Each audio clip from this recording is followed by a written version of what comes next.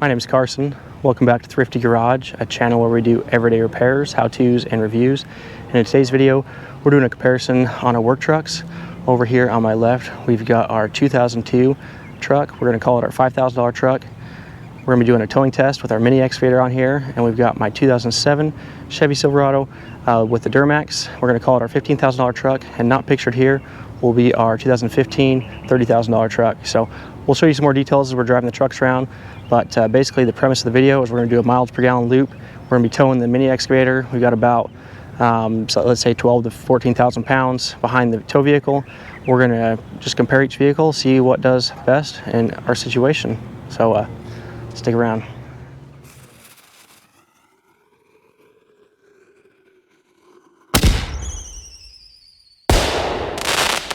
Okay, on the 2002 we've got 40 and 3/8 inches of clearance without load. Let's check the other side. This side is just shy of 40 inches, let's say 39 and 7/8. Before we get started, let's do a quick walk around on this 2002 Chevy Silverado 2500 HD.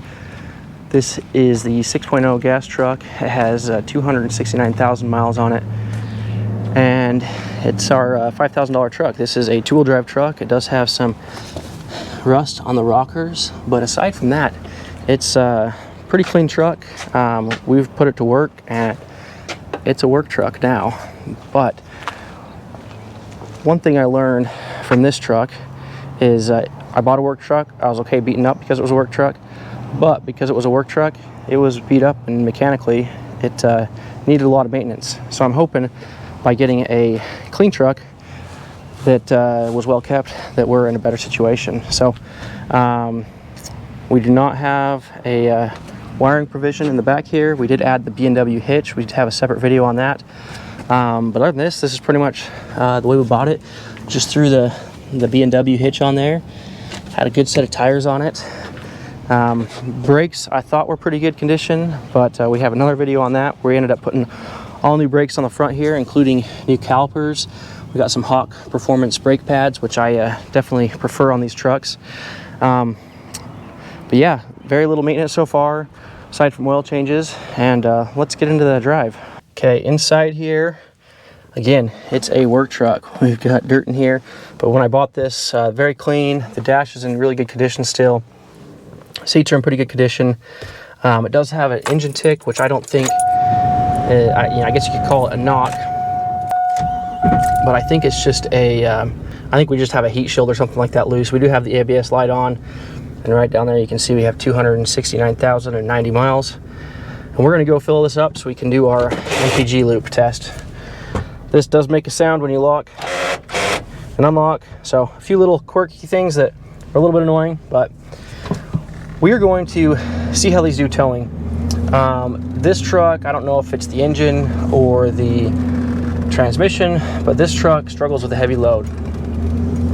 But that's why we're doing this test. We'll do a comparison of side-by-side, you know, just off the line. But I'm gonna turn the camera off and get to the gas station, and we'll meet up there. So one thing I really liked about this truck, I intentionally got a extended cab instead of a crew cab long bed. I wanted a long bed for the bed space, but backing up this truck, you can see where the hitch is back there. It makes it much easier to hook up. So that was one unexpected improvement. Okay, we're all fueled up. Guess we'll reset this one. Okay, let's go. So I will say one of the things about this truck is the suspension is just not very nice, especially in comparison with the 2015. And honestly, the 2007 was just as bad before we put airbags on it. That was about a $1,000 upgrade, but as our primary tow rig, that was definitely worth it. And we definitely reap the benefits of that every time we use it. And this road's actually been pretty smooth, but when you kind of get the judderies, oh, there we go right there. You get some judderies of going over little bumps, or when you're starting, yeah, we got a few little shifting of weight here. So definitely not as nice of a ride on the 2002. So thoughts behind the 2002. So as far as our timeline of buying these vehicles, I started a landscape business with our 4Runner. We had a 2016 Toyota 4Runner, and we started the landscape business towing an enclosed trailer with that. The trailer was too big for that vehicle, but that's all we had at the time. We moved across the country and started a business and just built it from where we could. So yeah, we started the business, and then that first spring I went out and bought the 2007 Chevy Silverado with a diesel, and I wanted good gas mileage from a diesel. I wanted the longevity. I looked really hard for a good, decently clean work truck, lower mileage. Mileage was probably my biggest driver there. So I found my truck. Like I said, let's just call it a $15,000 truck. None of these prices are exactly what I paid for them. They might be lower or higher than what the market value is at the current time, but you know, I think these are pretty realistic numbers and they're easy for YouTube's sake. So the $15,000 truck, crew cab, long bed, 4-wheel drive, works perfect for the business. Used it to haul the enclosed trailer, eventually bought an equipment trailer, and eventually bought the Mini X, and it's been a really great truck.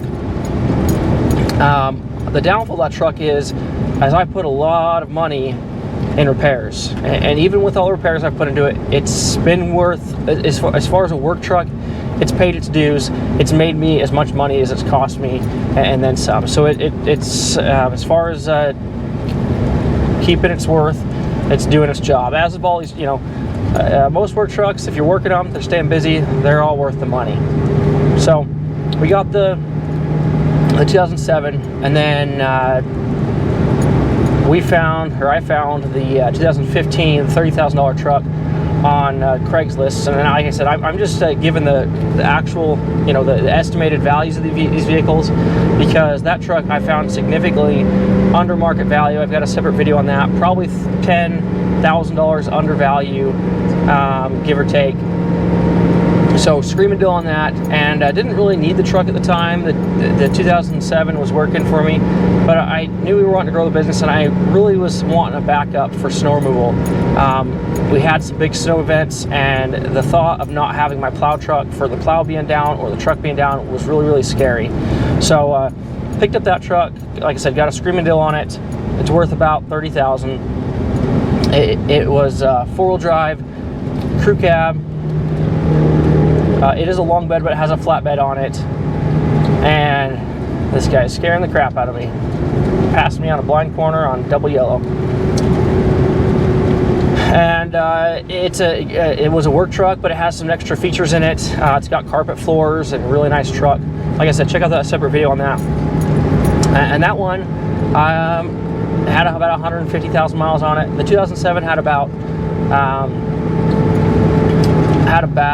125,000 miles on it when I bought it. And the things I liked about the 2015 was it was newer, it was nicer, the suspension rode great. I mean, the suspension on the 2015 compared to the 2007 with airbags is about equivalent. So these older trucks without airbags just can't compete with that 2015. It just rides so much better. It doesn't feel like it squats as bad, and it takes the bumps a lot better. And that 6.0 in that truck's got a lot of get up and go. So I kept growing the business, and I needed another truck for employees. So I didn't want to spend a whole lot of money. See, here we're going up a pretty big steep hill. This hill is about all I got. This truck, not happy.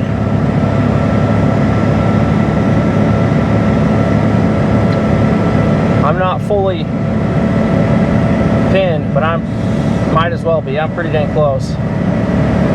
Guess we're gaining a little bit of speed.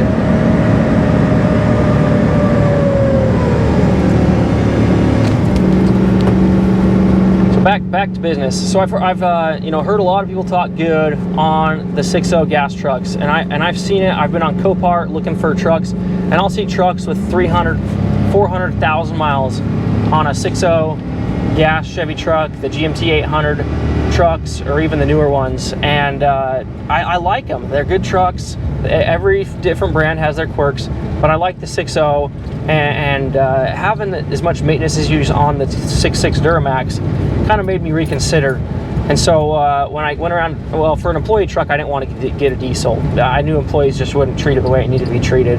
I'll probably only have gas trucks in my fleet for employees, maybe diesels for myself, and maybe not even keep diesels for myself. If we've got a long-term, like a 5-year or longer employee that treats stuff well, we might spoil them with a diesel truck, but we'd have to know that there was some longevity there. Anyways, we'll continue the story. We got our 4-way stop coming up here. This is where we're going to have our 0 to 60 test, and we're going to just floor it and hope we don't break anything, and we'll just see how fast we can get up to speed, and we'll crop these all together and show you, see who's the fastest, I guess, towing the exact same way.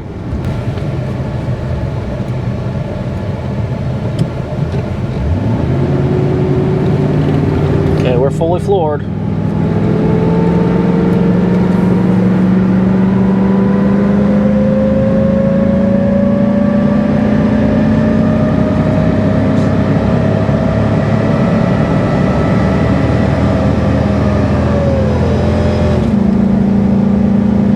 Not too bad, really.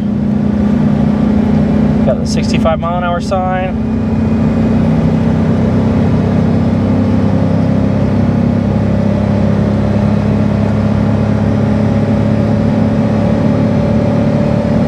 And 60. Speed them at 65, but we're going to drop our speed back down to about 55 and cruise at 55 this whole way. I'm not so. We got the hops going now.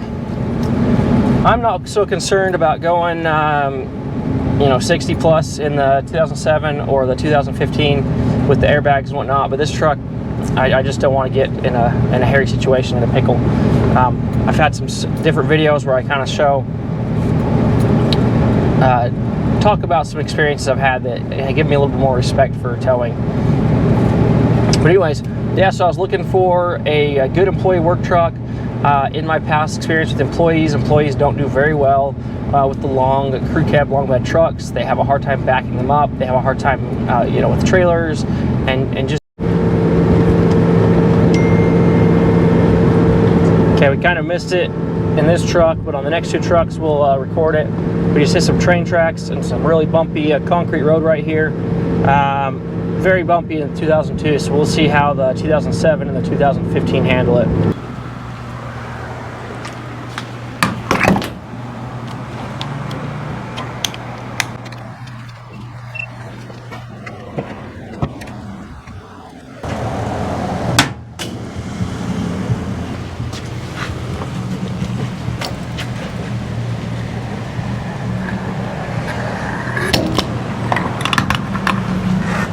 Okay, we are at 25.9 miles. 25.9 divided by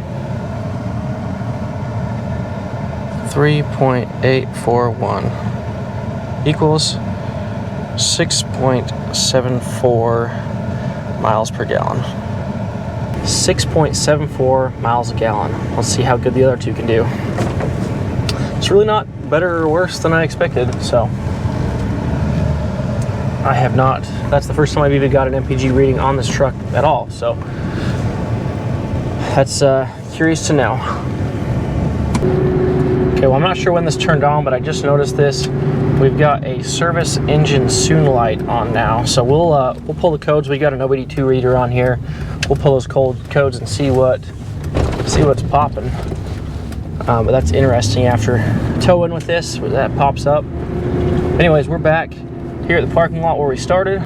We're gonna measure these fenders one more time on this truck and see where we end out. Height-wise, we were at a weird angle when we first hooked up, so we'll remeasure and just see where it's at in the loaded position. We're settled in now. We're about 37 7/8. Other side here, we are at 37 5/8. Okay, let's disconnect this truck and we'll hook up the 2007. It's not making it too bad right now, but we've got